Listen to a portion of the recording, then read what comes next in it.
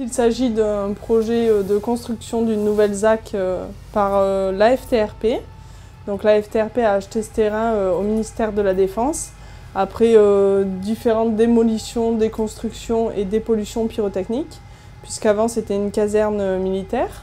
Ce site il représente 25 hectares sur lesquels GTS traite 10 hectares. Donc on traite 10 hectares qui correspondent en fait aux espaces publics plus des surlargeurs afin de garantir des résultats sur les espaces publics. Ici, on a commencé par faire des terrassements pour créer des plateformes de travail pour qu'on ait 2 machines de compactage dynamique qui viennent appliquer cette technique. Donc le compactage dynamique, en fait, il est particulièrement intéressant sur des terrains hétérogènes. Le gros avantage, c'est le délai, vu la surface à traiter.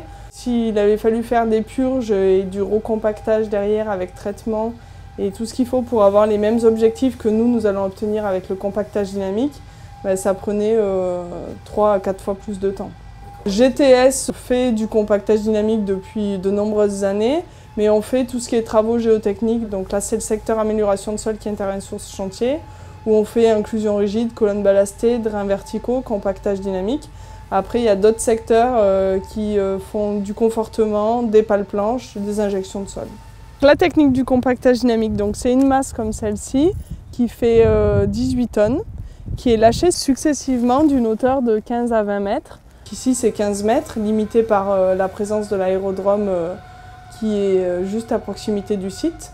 Et donc en fait les impacts successifs dans le sol vont créer une empreinte qui va être comblée ensuite avec les matériaux du site. Donc ces matériaux du site ils sont mis dans l'empreinte. Et après, la masse est de nouveau lâchée par-dessus afin de compacter l'empreinte jusqu'au sommet. Donc ainsi, on crée en fait un plot dans lequel les matériaux sont très denses et très compactés. On suit un maillage qui est un maillage de 3,50 m, mais par contre, ce maillage, il est réalisé en 2 phases. Donc on fait d'abord un maillage en quinconce qui équivaut à un maillage 5 par 5. On laisse le terrain se reposer quelques jours et on revient derrière faire les plots qui sont situés dans la maille 5 par 5.